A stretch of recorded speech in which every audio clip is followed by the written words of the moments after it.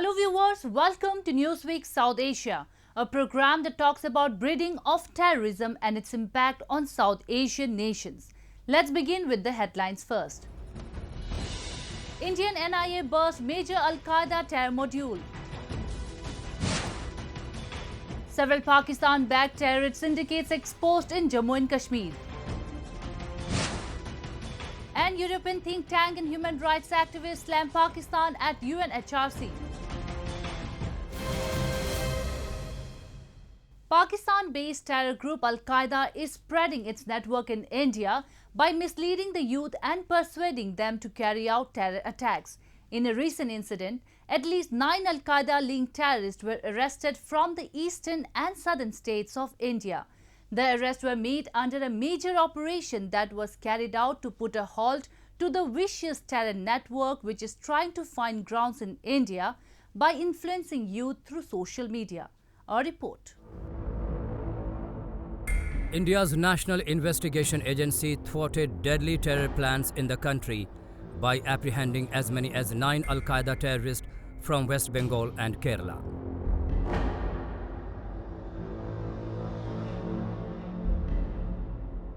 According to the NIA, this was a Pakistan-based terror module and the arrested men were motivated to undertake attacks at multiple locations of India.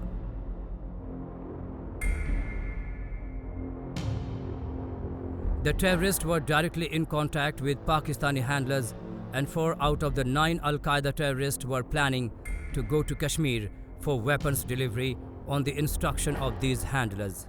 After raids at multiple locations, a large number of incriminating materials, including digital devices, documents, jihadi literature, sharp weapons, country-made firearms, and a locally fabricated body armor used for making homemade explosive devices were also seized from their possession. Pakistan's overall strategy towards India is to export terror and carry out a proxy war, whether it is Jammu and Kashmir or rest of India. However, it has been exposed a number of times in the past many decades, and that has resulted in tarnishing its reputation across the globe, where it is now being called as a country which exports terrorism, not only in India but across the world. Having received this rebuke over the past many decades, it has now changed its strategy and it is relying on global terrorist groups such as the Al-Qaeda. This is very evident from the revelations made by the recent module which the National Investigation Agency has unraveled and has a spread from southeast India. The main controller of these Al-Qaeda sleeper module is based in Pakistan. The terrorist groups and the religious extremists associated with them have been exploiting advanced digital technology and social media platforms to run their terror business. The internet offers terrorists and extremists the capability to communicate, collaborate, and convince. Therefore, using online platforms, extremist groups recruit members, gather intelligence, and spread hate speech to accomplish mass-scale radicalization. In the latest arrest by the NIA, preliminary investigation reveals that the men were radicalized by Pakistan-based Al-Qaeda terrorists on social media, including Facebook.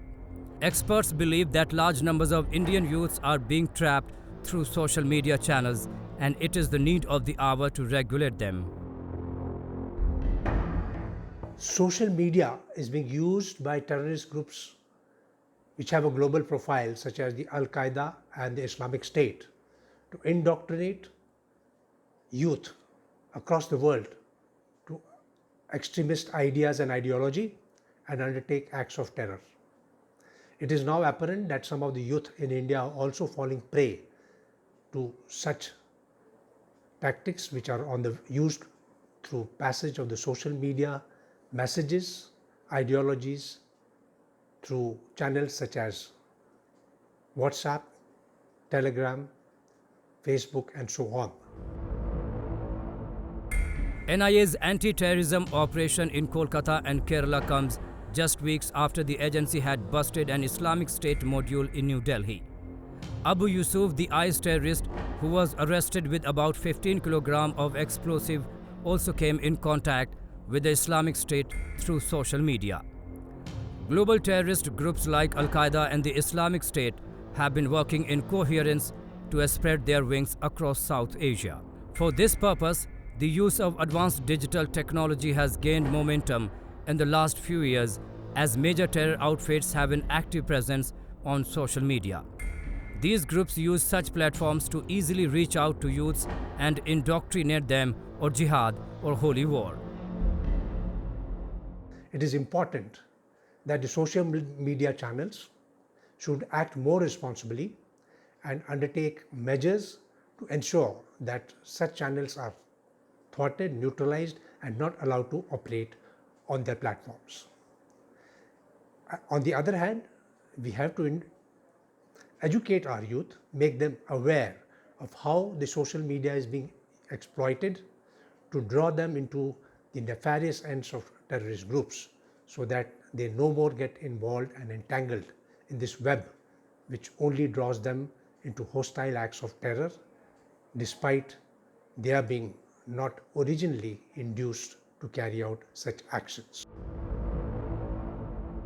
Amid the COVID-19 pandemic, the terrorist groups are on recruitment spree by using digital technology. They easily mislead the youth and force them to commit terror attacks. Thus, it has become critical to closely watch threats emerging from online space in the region. Pakistan-based terrorist networks have stepped up their activities at the LOC to push in intruders, arms and ammunition and narcotics into India. In a big jolt to this network, the Indian security forces carried out series of operations this week foiling major Pakistan-backed terror syndicates like drug trafficking, manpower infiltration, supply of arms and ammunition into Jammu and Kashmir. The forces also carried out number of encounters to eliminate active terrorists from the valley. Our report. Jammu and Kashmir has remained at the target of Pakistan's state-sponsored terrorism since decades. Be it deadly terror attacks, cross-border firing or indulging in narco-terrorism, Islamabad has not deferred itself from indulging into anti-Indian activities. A country that barely has enough to feed its own citizens is busy aiding and sponsoring terror groups to carry out terrorist activities in India. Recently, Pakistan's narco-terror operation received a major jolt when security forces seized large amount of drugs, arms and ammunition from both Jammu and Kashmir region of the Union Territory. While police in Kashmir's Baramulla district seized 6 kilograms of cocaine from 4 persons, the Indian Border Security Force caught 62 kgs of heroin, arms and ammunition along the international border in Rispura sector. Pakistan's ISI is using narcotics for terror funding to avoid being traced back. But to its much disappointment and humiliation, even the narco-terror network of Islamabad stands exposed now, as the Indian security forces have upped their arms against Pakistan's sponsored terrorism at all fronts. They are pushing in these drugs, one, to ensure that the younger generation of Kashmiris that are there, they get addicted to this. Number two, the militants who will push these drugs, they earn money out of it. That saves Pakistan to send hard currency to them. And number four, once the younger generation gets addicted to this, they will be dependent and also following the dictats of their masters who are supplying the drugs. So keeping this in view, the Pakistan army, now that it has realized that basically the militancy has failed per se, since 1990 they have carried it on and now it is on its last legs, have now started pushing in these drugs to ensure that the entire generation of young Kashmiris get addicted to this and therefore fall prey to it. In another operation, police in northern Rajouri district of Jammu and Kashmir arrested 3 persons affiliated to Pakistan-based terrorist group Lashkar-e-Taiba, and recovered 4 AK-56 rifles, 2 pistols, 4 grenades and 1 lakh rupees from their possession. The recoveries and arrest come as Indian security forces also foiled an infiltration bid along the line of control as they detected suspicious movement originating from Pakistan's post in the area. A gunfight broke out between security forces and 4 to 5 men who were trying to cross the border but ended up running away from the spot. रात के 2 बजे एक group जो है ये 4-5 लोगों का पाकिस्तान की तरफ से एंटर हुआ है और वो इसको क्रॉस कराने की कोशिश कर रहा था। तो अलर्ट ट्रूप्स ने उनको चैलेंज किया है, जिसके ऊपर उन्होंने फायर किया। फिर जवाबी फायर में वो लोग भाग गए और ये कंसाइनमेंट जो है यहाँ पर छोड़ गए। Islamabad supported terror groups are losing all grounds in Kashmir as along with bursting big terror rackets, the armed Indian security forces are also eliminating terrorist commanders in fierce gun battles. In a major setback to the ISI and the Pakistani army, over 500 terrorists have been eliminated in last 1 year by Indian security forces in Jammu and Kashmir. Continuing with its spate of eliminating terrorists, the security forces neutralized a terrorist in a gunfight in Budgam district of Kashmir. Experts believe that combined activities of drug traffickers, terrorist organizations and Pakistani state agencies constitute an escalating danger to India's state and society. See, Pakistan is never going to stop their anti-India activities for the simple reason being that when this Jammu and Kashmir state acceded to India, that was what rankled Pakistan, because they said that being a Muslim majority state, it should come to Pakistan. But as per the India Act of Independence, the ruler of the particular state was authorized to go whether to Pakistan or to accede to India, and Maharaja Hari Singh acceded to India. Therefore, Pakistan launched right from 47 till Kargil, it has launched various wars, and it has tried to destabilize India by first funding and fueling militancy in Punjab. Then it has now come to in the Kashmir Valley, and this has been carrying on since the 90s. Since the abrogation of Article 370 last year, the security forces are aggressively working on to eliminate the roots of terrorism in Jammu and Kashmir. Pakistan already features in the grey list of Financial Action Task Force, and if it continues to finance terror outfits, the day is not far when it will be blacklisted for its support to terrorism. With no relief at sight, Afghan civilians and security forces are suffering from the brunt of escalating violence, even as representatives of the Afghan government are having peace talks with Taliban representatives in Doha.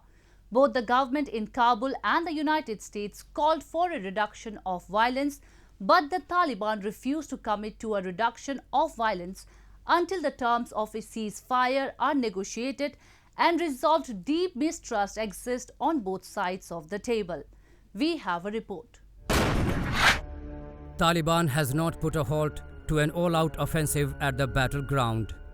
This week, at least 57 members of the Afghan security forces were killed and dozens injured in clashes with Taliban fighters across Afghanistan in the bloodiest week of fighting since the Afghan government and the insurgent forces began peace talks in Doha. According to Afghan authorities, multiple clashes and casualties were reported in the provinces of Uruzgan, Baghlan, Takhar, Helmand, Kapisa, Balkh, Maidan Wardak and Kunduz. Statistics by the Ministry of Interior Affairs indicate that Taliban attacks have killed 98 civilians and injured 230 others in the last 2 weeks across 24 provinces. The Taliban has stated very, very clearly that if they stop fighting, what is there to negotiate about? When a statement is made so openly, and they made this statement in Qatar, then it is quite obvious that the Taliban do not expect this agreement to be a precursor to peace. For them, this is an agreement through which they get the Americans out.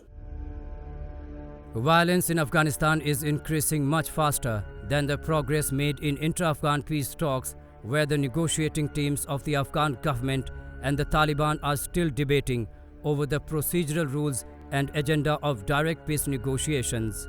Negotiating teams have been meeting in the Doha since talks started on September 12th, but little headway has been made, particularly on a ceasefire. Despite international pressure, mainly from Washington, the Taliban continues to reject a ceasefire until the two sides reach an agreement. However, United States, which is aiming to bring home thousands of US troops from Afghanistan ahead of the November elections, seems to remain unaffected. Recently, a special representative for Afghanistan reconciliation, Zalmay Khalilzad, said in a statement that the US will protect its interest in all circumstances in Afghanistan and that the Afghan people will suffer if there is no peace settlement. The Americans, basically by saying that if the negotiations do not yield fruit, the Afghans will suffer, they have made it clear they wish to exit. I have no problems with the Americans wishing to exit Afghanistan for obvious reasons. It's too hot. But the fact is, they should not undermine the democratically elected government of Afghanistan, or at least the polity of Afghanistan that is recognized and supported by far more people, the majority of the people, than people who actually support the Taliban. These kinds of signals that the Americans give by making such statements serves to create uncertainty. As part of their agreement with the Americans, the Taliban has committed to preventing terrorist groups from using Afghanistan as a base of operations. However, several reports have claimed that a large number of foreign fighters, including Pakistanis affiliated with Al-Qaeda and other regional terror groups, still have cover in Afghanistan under the umbrella of the Taliban. Moreover, Daesh's Afghanistan wing, the Islamic State of Khorasan province, and Al-Qaeda have been making constant efforts to establish a caliphate in some parts of Afghanistan. Pakistan will do what is in its nature of the deep state to do, that is foment trouble. Will the premature withdrawal of Americans create problems? The answer is yes, it will create problems. But I think even if the Americans withdraw, but if they keep on giving full financial and material support to the Afghanistan government, people will find that the Afghanistan government is quite capable of defending itself, rebuffing both the Taliban as well as the Pakistanis. The rise of other terrorist groups amidst the constant bloodshed and grievances between the two warring sides can once again create a situation the country is seemingly coming out from. And it could face a further crisis if the United States pulls out all of its troops before a settlement is finalized.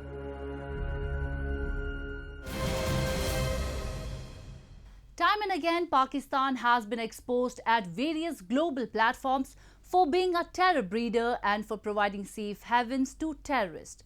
However, it once again faced grave humiliation at 45th session of the United Nations Human Rights Council in Geneva, wherein an European think tank and Pakistani activists slammed Islamabad for its gross human rights violations and sponsoring and exporting terror, despite facing strict regulations by the Financial Action Task Force.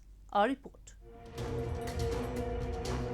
Exposing Pakistan's terror sponsor policies, the European Foundation for South Asian Studies, a think tank based in Amsterdam, lambasted the country at the 45th session of the UN Human Rights Council in Geneva. Veronica Eklund, research analyst at EFSAS, stressed upon the fact that Pakistan continues to be a safe haven for terrorists and terrorist organizations. Calling out Pakistan for hailing terrorists as martyrs, Veronica said that Pakistan's Prime Minister Imran Khan and Foreign Minister Shah Mahmood Qureshi have time and again confessed at international platforms that their country shelters terrorists. Talking to CNN in February 2019, Pakistan's Foreign Minister Shah Mahmood Qureshi admitted that UN-designated terrorist and chief of Jaish-e-Mohammed Masood Azhar resides in Pakistan. To BBC in March 2019, Mr. Qureshi confessed that his government and Jaish-e-Mohammed maintained official contact. In July 2019, Pakistan's Prime Minister Imran Khan told the U.S. Institute of Peace in Washington that his country hosts 40,000 terrorists. In June 2020, Prime Minister Imran Khan referred to Al-Qaeda leader Osama bin Laden as a martyr in the country's parliament. Last month, Pakistan's Ministry of Foreign Affairs acknowledged the presence of UN-designated terrorist Dawood Ibrahim on its territory. Madam President, there is no need to elaborate. Pakistani officials have time and again confessed the country continues to be a safe haven for terrorists and terrorist organizations. The UN Security Council's consolidated list of terrorist individuals and entities includes 146 entries from Pakistan. With all due respect, I am compelled to ask, why is Pakistan still a member of this August Council? The situation in Gilgit-Baltistan and POK has become increasingly fragile due to the constant threat of terrorism perpetrated by Pakistan military. People in these regions are enduring one of the worst humanitarian crises across the globe due to the consistent atrocities being committed by the state of Pakistan. It is not just being plundering the land and resources of the region with impunity, but has been barbaric in muzzling the voices that demand justice and rights. Raising this issue at the UN Human Rights Council in Geneva, a political activist from POK, Amjad Ayub Mirza, said that people are now faced with the double colonization of Gilgit-Baltistan, as China has joined Pakistan under the Belt and Road Initiative. He demanded that this modern form of colonization must be declared as illegal. For every 25 people, Pakistan has deployed one soldier in Gilgit-Baltistan. Almost every single government official serving in Gilgit-Baltistan is Pakistani. Our natural resources are being plundered. UN resolutions regarding Jammu, Kashmir and Gilgit-Baltistan seem to have become obsolete. Hence, a new approach has become the need of the hour. Therefore, I demand that Pakistan be tried for war crimes, that the world should collectively demand withdrawal of Pakistan army from our lands. A Truth and Reconciliation Commission should be set up to investigate the 1990s genocide of Hindu Pandits in Kashmir, committed by Pakistan-sponsored jihadi terrorists in collaboration with local Muslim clergy. Pakistan-occupied Kashmir is being used as a terrorist training field. The Pakistani army is complicit in providing funds and training to the terrorists being trained in these factories. Under mounting international pressure, Pakistan is now pretending to increase financial curbs on terror organizations by proposing legislations related to the FATF. These so-called financial curbs come at a time when several evidences suggest that Pakistan's counter-terrorism actions are a sham, and it is still giving VIP treatment to many terror leaders residing in its territories.